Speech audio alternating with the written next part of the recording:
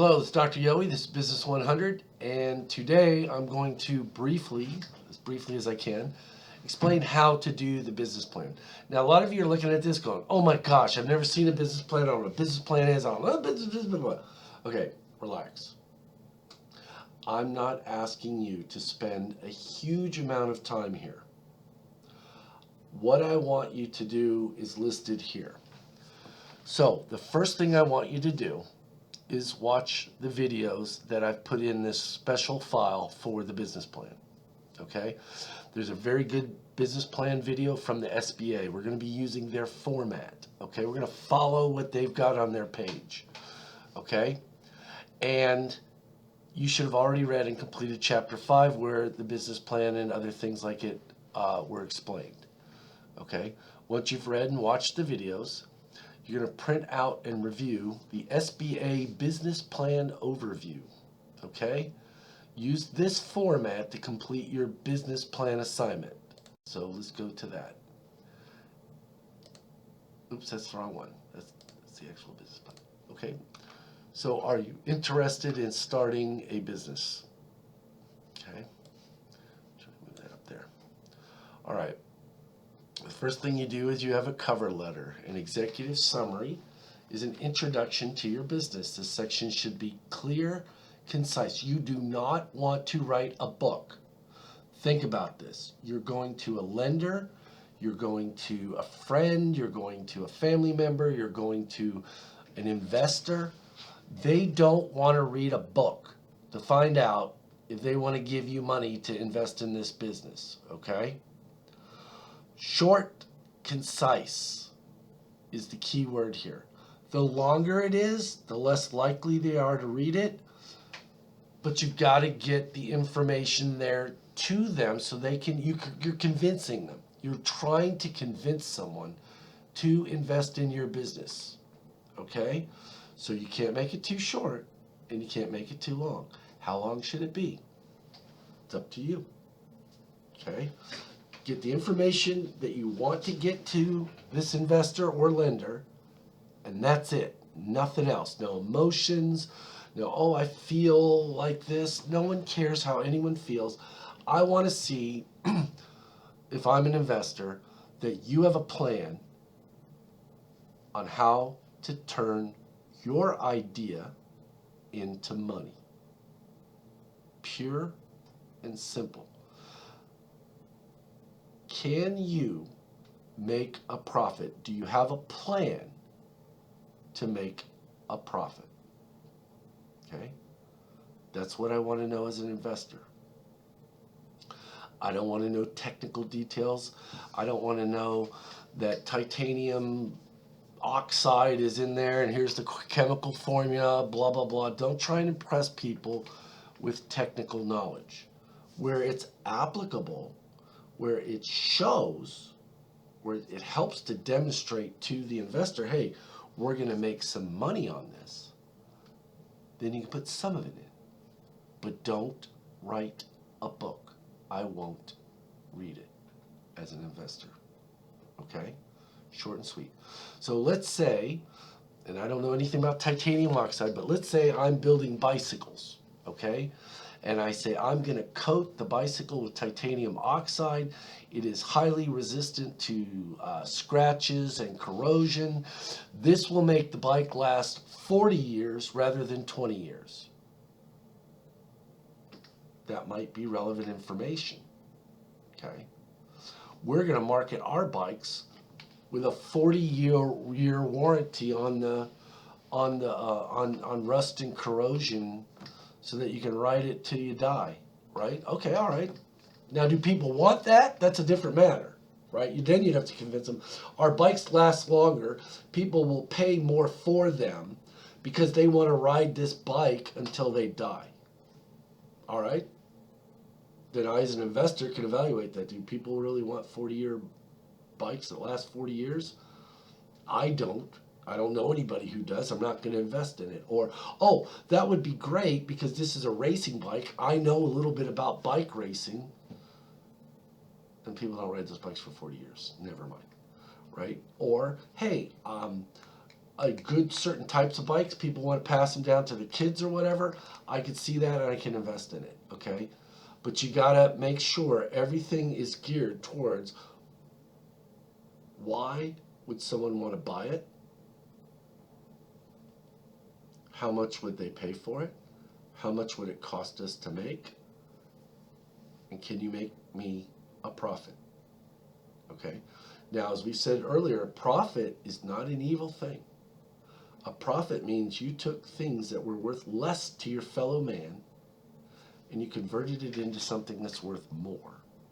All these things I used to produce that bicycle were worth X to people. I used them to produce this product which is worth Y to them. Y minus X is a positive number. We're making a profit.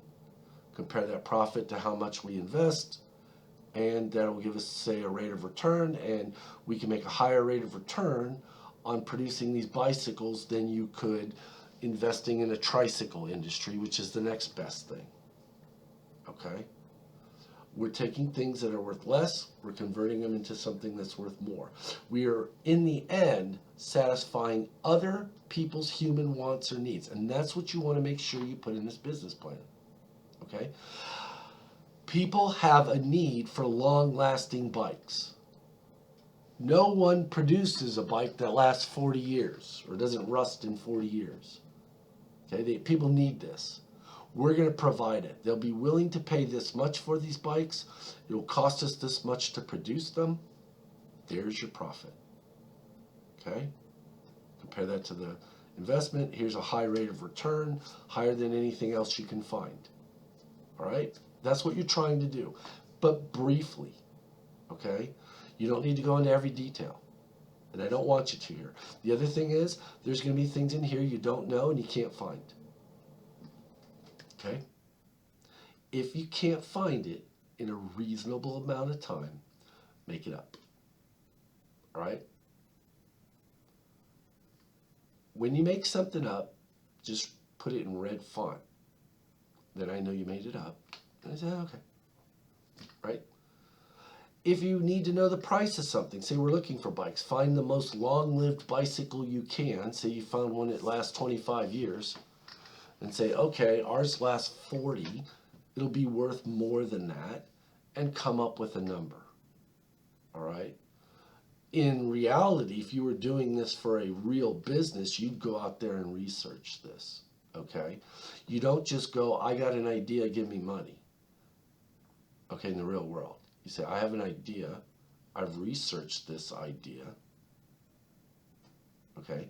Maybe I even used some of my own money or another investor's money, and we did a marketing research, and we found out that people would pay $2,500 for a bike that lasts 25 years. We know that because I showed it to you, right? Here's a 25-year bike. They sell them for $2,500.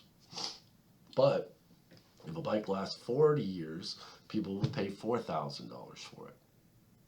Okay? That might be, in a real business plan, you might have actually gone out and hired a marketer or somebody. You don't have to know how to do it. You hire a marketer. He goes out and says, yeah, people pay about $4,000 for a bike if it lasted 40 years. And the people that I asked, 10% of them said they'd buy the bike for that price. So 1 million bikes are sold a year. You'd sell 100,000 bikes a year. $4,000 times 100,000 people. You'd make, $40,000 or $400 million a year, and yeah, that's right, $400 million a year in bike sales. Okay, once everything's up and going, and you got the economy, you got the business scaled up. Okay, so that's going to be what you're trying to do. You'll write this cover letter section. Okay, and here's here you can look here. The things you put in there is what we call an executive summary. Your company, products or services you will sell, your audience and ideal customer, the future of your business and your industry. Now, in real life, you may say, I don't know all that. Well, guess what? You're not ready to start a business. You need to know that stuff. Who am I going to sell these things to? Who wants 40-year-long bicycles? right? Maybe very wealthy people want them because they want to have a bicycle that they can pass on to their kids and say, oh, look, in the old days, we rode this bicycle. This is what we liked. Here you go. Have it, ride it. I don't know. I mean, I don't know why somebody want a 40-year-old bicycle. Okay? But that's what you want to put in there. Okay? Or you might say, hey, you know, this is another different type of product and people want this because why? Why do they want it? I want to know why they want it. Okay? Who is your audience and ideal customer, the future of your business and your industry, right? Let's say you're in the bicycle industry, and I don't know anything about the bicycle industry, but let's say they say, oh, guess what? In 20 years, nobody's going to ride a bicycle. They're going to have hoverboards. Well, that's something that needs to be in your business plan and something that you need to plan for. Hey, we're going to make bicycles, and over the next 20 years, but after that, you know, we'll have a brand name. We're going to evolve into hoverboards. Okay?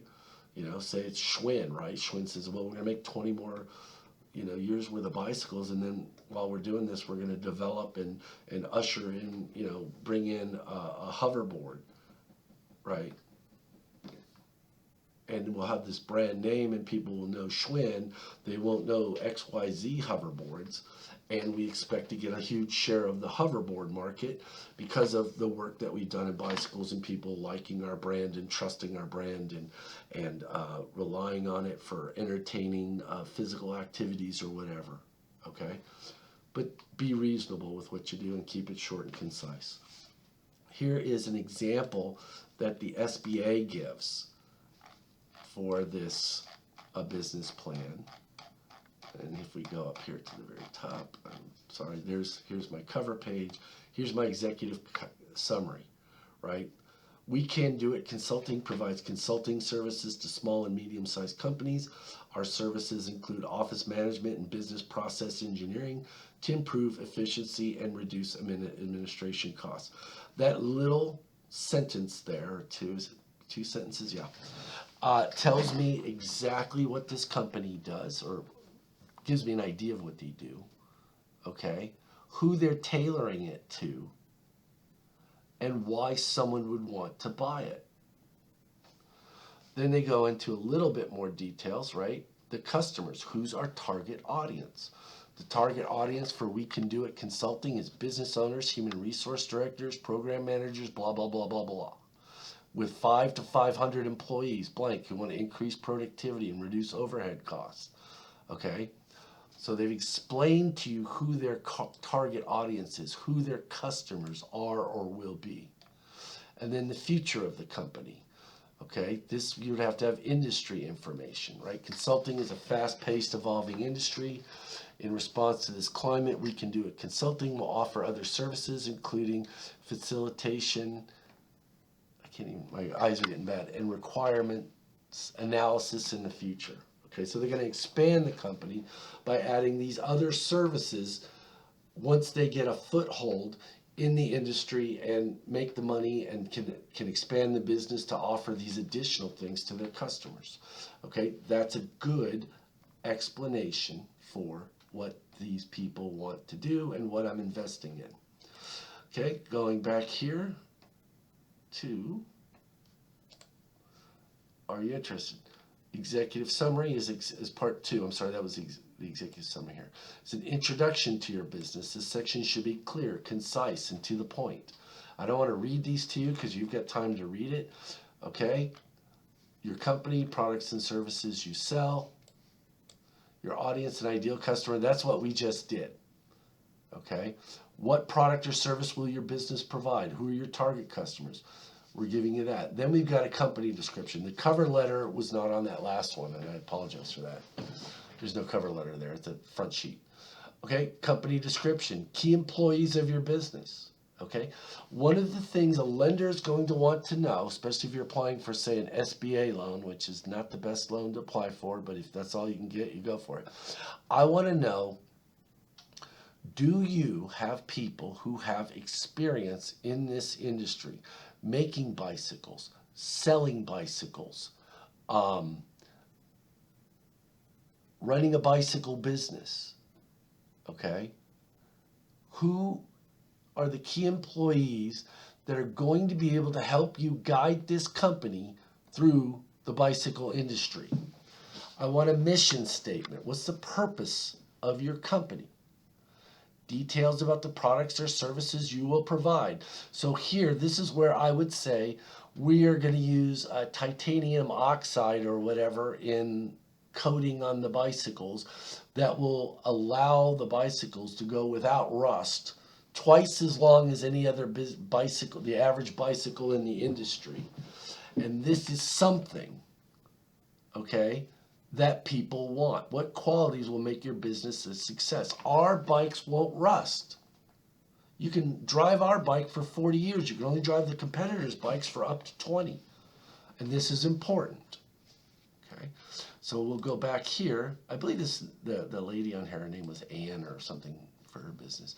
Okay, their mission statement: to provide quality services to our clients that will help their companies prosper and grow. Here are principal members: Rebecca Champ, owner, primary consultant; Guy Champ, business manager, sales. We might also throw some stuff in here. I don't like this one as much. Well, what did Rebecca Champ do? I don't know Rebecca Champ. What did she do before? Was she a consultant in a big a partner in a consulting agency? Was she, is she some person I found off the street or somewhere in between? I need to know a little bit about her. Okay. And then the legal structure here. This tells me about the company. It's an S Corp.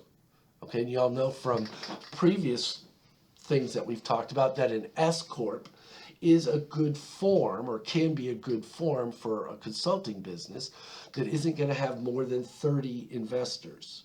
Okay. They can own stock in it, right? Up to 30 investors. One of the nice things about an S Corp is it's a pass-through entity, that the taxes on the profits pass through to the investors. It's something I need to know as an investor. Okay. Am I going to have to pay taxes on the income that this business makes personally, right?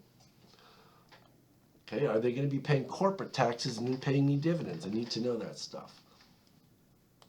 Okay, oops.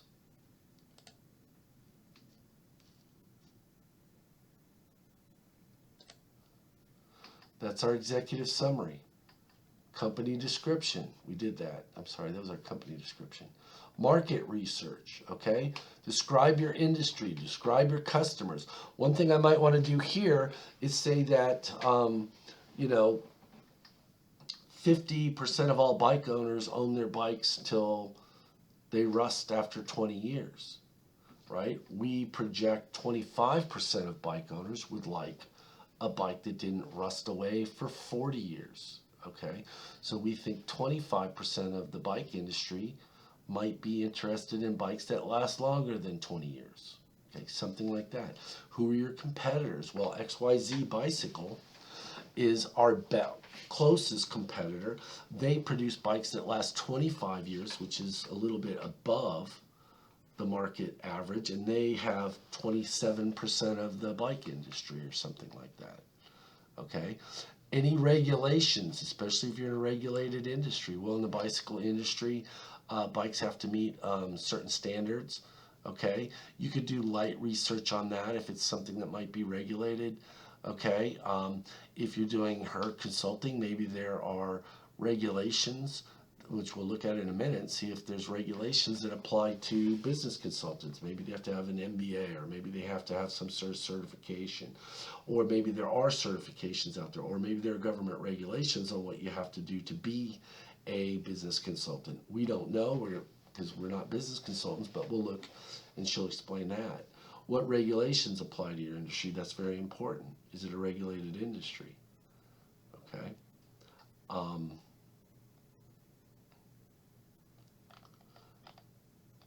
So that's market research.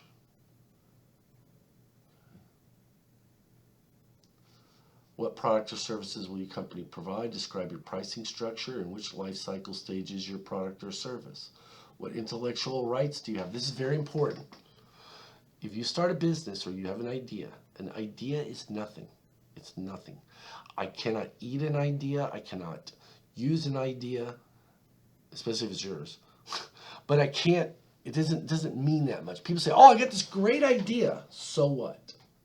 There's a lot of great ideas and nobody ever does a dang thing about them because they don't have a business plan. They don't have a plan on how to turn that idea into a product and money. That's what you're trying to get across here. Okay, so let's go and look at what Miss Ann did here for her business plan. Marketing research. Okay, we can do it. Consulting will join the office management and business process improvement consulting industry. Generally, larger consulting firms like KEG Consulting work with international corporations, while smaller consulting firms work with large corporations and smaller organizations.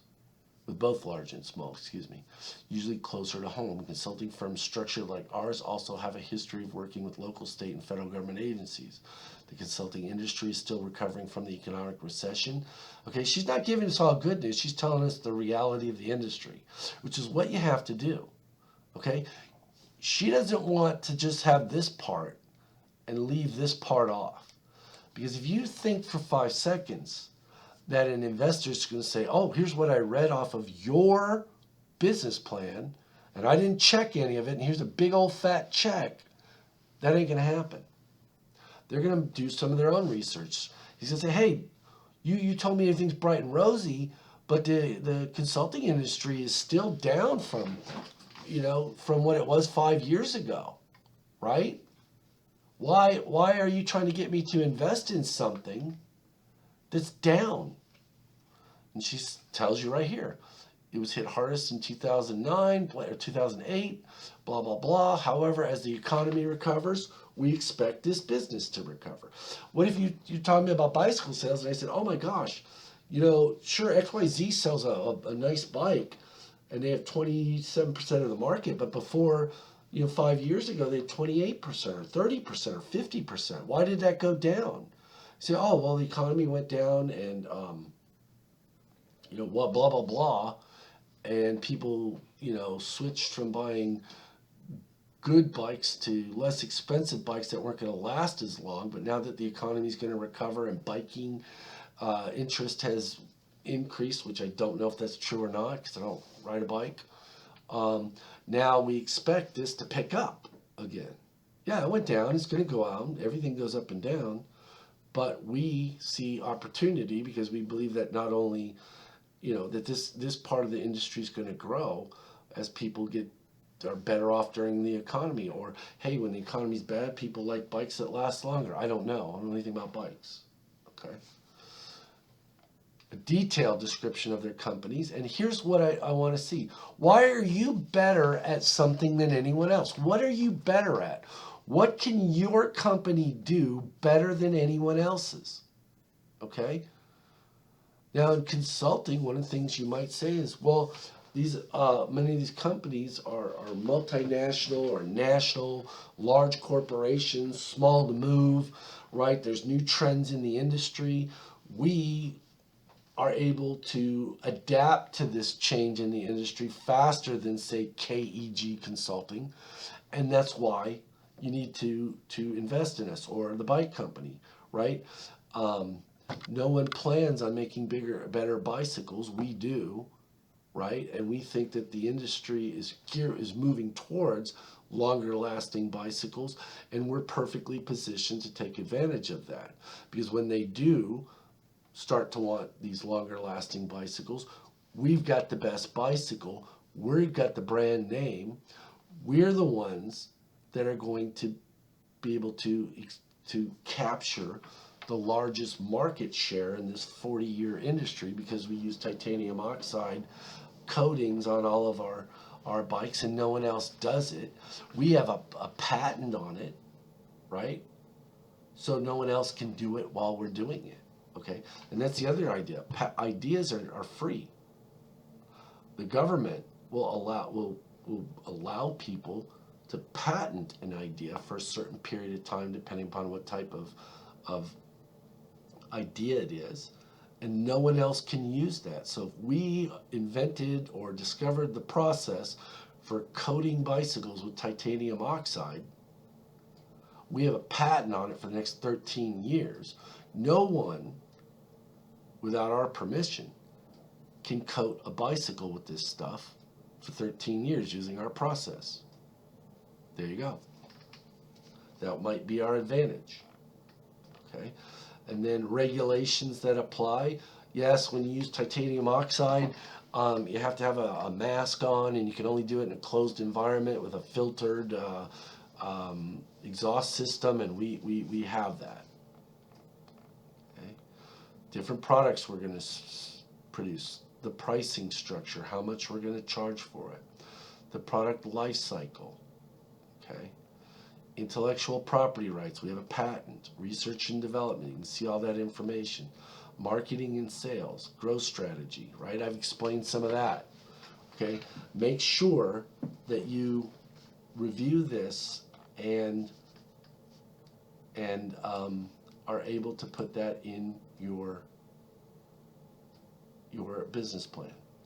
All right, and then I've got something in this one, here we go, that's not covered there, and that is financial projections. Okay, we want just an idea of how to do it. Now, I made these numbers up. Okay, if I could, I would have printed them in red.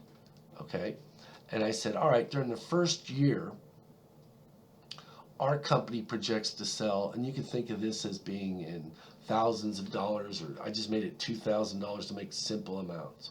We expect to sell $2,000 of our product, and it's going to cost us $1,500 to acquire the goods, cost of goods sold. This provides you with what we call gross profit. Okay, that's just the profit that we make from what we sell the goods for to what we paid to buy them. So this might be the bicycles. We sold $2,000 in bicycles. We paid $1,500 to buy the bicycles or to produce them. Okay, and then we have a gross profit of $500. Well, guess what? No one really cares about gross profit, because what we want is down here at the bottom, net profit after taxes. That's what can be paid out to investors. That's what their return is on this investment.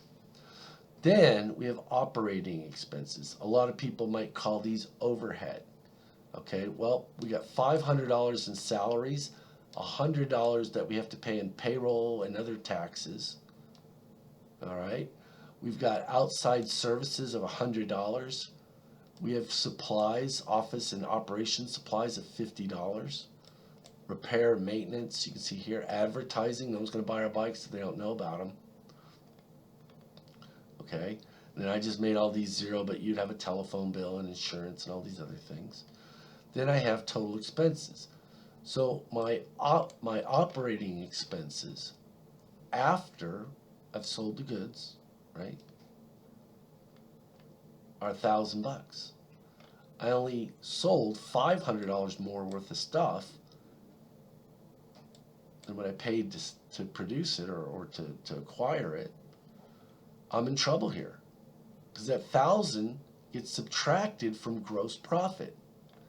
That leaves me here with a loss, and that's not a big problem. Okay? Okay. Sometimes starting businesses lose money in the first couple years. Not a problem if we plan for it, and that's why we need investors. Okay? Yeah, we're not going to make money the first 2 years, but in the third year we're going to make a lot. So here we took that $1,000 in operating expenses away from gross profit. I've got a $500 loss, and it's hard to see in this video, but there's a negative sign there. Okay, if I'm doing this, I might make it red. Losses are red, profits are black. Then we would have income taxes. Well, this company doesn't pay any income taxes because they didn't make income. So I still have net profit after tax of negative $500. Okay, we're not taking a draw or paying dividends the first year or the second year, so that's zero. So we have this net loss of $500. The next year I did the same thing. I got a net loss of $475. But then the third year, okay, our sales bump up to $8,000. Our cost of goods sold are only going to be $3,000 because if we produce more bicycles, we can reduce the per unit cost maybe when we scale the business up. And I said, oh, we made a gross profit of $5,000. Then I had operating expenses. They were only $1,500. Subtract 15 from 5,000, that leaves $3,500. I subtract my $500 in income taxes that I have to pay. I got $3,000 in net profit after taxes. We plan on distributing $2,000 of this to our investors. And we'll have $1,000 in adjusted to retained. That means retained earnings. Those are earnings that we can reinvest in the company to expand it or whatever. Okay, so I want you to follow this format, and this is the same format that comes from that SBA form. Okay, make yours look very much like this. Make it easy to read. Okay, give me a nice cover sheet if you can, but just give me a cover sheet. Okay, put your name, the created date on there, etc. Okay, and that'll give you a good idea how to do a business plan, so that if you ever do want to start your own business, or you're working in a business and the owner says, hey, we need a business plan, we're going to go to investors and ask for more money to ramp up the business, you know how it's done. Okay, the research I'm not as concerned about. All right, just give it a few minutes. Right, when it comes to the price of the say the bicycle, go out and find a comparable bicycle, say ours is better than this, people are willing to pay more, and just say, here's how much I think they'll pay more. Okay, you can't give me an exact number. All right, if you're inventing the business, that's fine. If you got a business you want to start someday, do as much of it as you can. I don't want you to spend more than 4 hours doing this business plan. I want it to be closer to 2 hours. Okay, I don't want 6. 4 is probably too much, but if you're between 2 to 4 hours worth of work, that's fine. All right, I know you're sitting there going, oh, that's horrible, it's 2 to 4 hours work. It's college, it ain't government prison day camp. Okay, if you need help, you can come during my office hours, you can call, you can send me an email. Don't send me a Blackboard message, because I use those only for assignment turn-in. People are going to be turning these in. So if I see your business plan Blackboard message and it's a question, and I think it's a business plan, I won't open it. Regular email, phone call, we can arrange to do a Blackboard Collaborate call to help. Now, I'm not going to sit there and redo this lecture and tell you how to do it, or tell you what is on the readings. I'll explain things. You ask me specific questions, I'll give you specific answers. Okay, don't just call me up and say, how do I do this? Okay, because I'm going to say read the instructions and watch the videos. Okay, but if you're sitting there and saying, oh, well, I was trying to do, I don't know, market research, and this is what I've got, and is that good enough? I say, yeah, that's good enough. Make the other stuff up based on the information you have, just that that needs to go in there. Or I might say, no, you need a little bit more. Okay, but I'm probably not going to say that if you did something. All right, I'm not asking you to write a full, complete business plan. I'm trying to get you to learn how to write it, what goes into it, and get an idea of the information you would need if you wanted to start your own business, and then you can go get it. A lot of times, and this is the last thing I'm going to say, you have to be a little bit creative. You have to think about where you would get the information. Sure, some of it's going to come from census data. Some of it's going to come from state information that's given out, right? The number of people in Etowah County, okay? You can look up on census data. If you wanted to know what the average income is in Etowah County, you could look that up. Okay, those types of things. All right, with census data and state data. I had a customer once. I was a banker, and he was opening up a vet business. And usually doctors and vets and lawyers, they know next to nothing about business, and they're not good businessmen. But this guy was good. He came to us. He said, all right, I know that the higher people's incomes are, the more expendable money they have to take care of their pets. And he said, I looked in the industry trade models, and they said almost all of the customers, like 90% of the customers for a vet, come within a 3-mile radius of the veterinarian's office. Then he went and got a map from the Chamber of Commerce that had different sections of the town that he wanted to locate in, what the incomes were in those neighborhoods.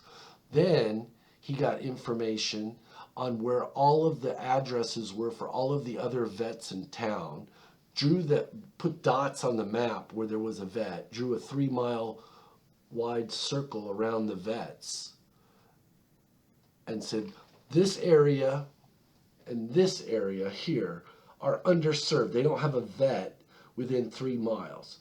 So I could locate here or here, and I could pretty much get all of the business. Then he went and said, this is a high income area, this is a low income area. I think if I put my business in the high income area, I can generate more than enough money to make a living and pay my bills and make a profit. Okay, and that's what he did. So you have to think about your business and where to get the information. It's very unlikely that someone's going to just go and give you that information for free or tell you where to get it. Okay? Sure, I could help you a little bit. All right? If you go to an accountant or someone who's done business plans, they'll give you information, but you're going to pay for it. So if you're starting your own small business and you don't have money to go out and hire a professional to do it, you've got to do it. And if you don't do it, no one will do it. So be as creative as you can. Like I said, don't work forever doing this. But hey, if say you have a friend that works at the Chamber of Commerce or in the business office down at the city, ask them, say, hey, what kind of information could you give me? I was doing this project. We're going to start a business on bicycles. What kind of information do you guys collect down there on bicycles? He said, oh, if you go to this webpage, we have bicycle licenses all over Etowah County, and you can figure out how many, we don't have bicycle licenses here, but in some places they do. Oh, you can figure out how many people own bicycles by the number of bicycle licenses and say, oh, there's 25,000 bicycle licenses and there's 50,000 people that live in this area. Oh, there's 50% of people that are bikes. Okay? Might even be able to find out what brand they buy. I don't know. Okay? But that's kind of the thinking you need to do or have if you go and write your own business plan for real and go out and try and get investors. Okay? Thank you very much. It went 38 minutes. I'm sorry. I was trying to keep it under 30. Okay. If you have any questions, I told you how to get in touch with me. Have a great day.